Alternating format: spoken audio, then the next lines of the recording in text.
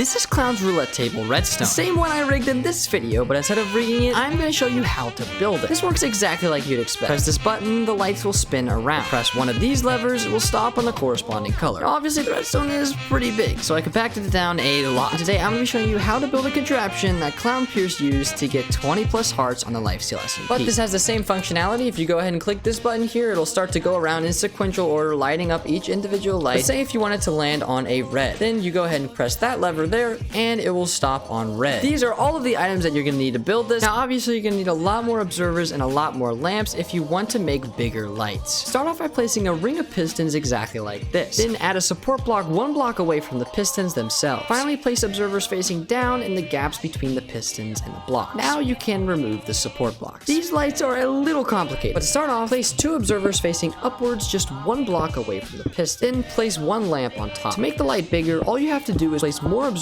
out of the bottom observer until you are happy with the size of your light. Then place more observers facing upwards. Finally, cover the entire surface with redstone lamp and you should have a massive light. When 2 observers face into one another, you get what is known as an observer clock. In this case, if you power the piston, the entire light should illuminate due to this observer clock.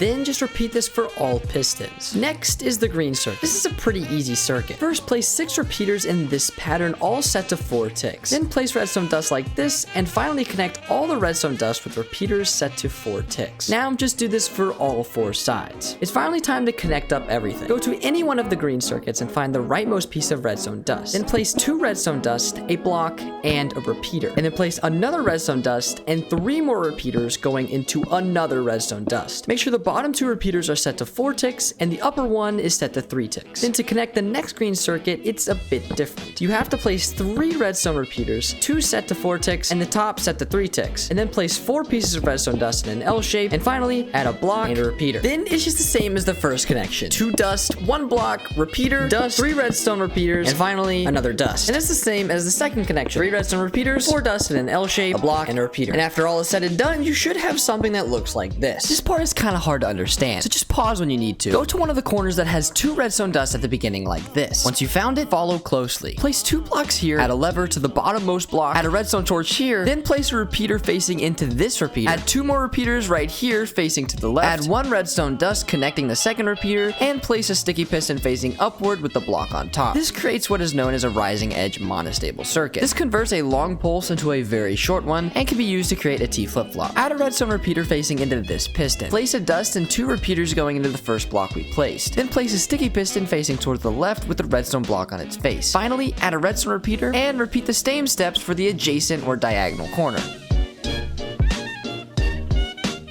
It's time to move on to the cyan circuits. Go to one of the empty corners and place a block next to this repeater. Add a lever, torch to the left, and a repeater facing into this repeater. Again, place 2 repeaters here and connect the second with the redstone dust. Add a redstone repeater here facing into a piston facing upward with a block on top. Add another repeater going into a sticky piston with the redstone block on its face. And finally, place a repeater. Repeat the same steps for the final corner. Now, some of you guys might have some questions on how this thing actually works. If you go ahead and place a button on literally any one of these pieces of redstone dust, like exposed on the outside, and give it a press, then it will start like the spin cycle, is what I like to call it anyway. But it'll start to spin until you click one of these 4 levers. So say if I go ahead and press this lever, once it gets to this, it will actually detect that and it will stop on red. Again, this is up to you. It could be black if you wanted it as well. As soon as you unflick this lever, then it will turn off. And there you go. That is how you make the roulette table. This was an awesome build to make, and I hope you had a great time building it. If you didn't and you had any questions, please put them down in the comments below. I love listening to the comments, so please make sure to go ahead and leave your questions down there. All right, well, that will be the end of today's video. If you want to go ahead and subscribe to the channel, that would be greatly appreciated. And if you haven't seen that main channel video, I'd highly recommend it because, you know, I would say it's a lot better than tutorial content. Anyway, thank you so much for watching, and I will see you guys in the next one, and goodbye.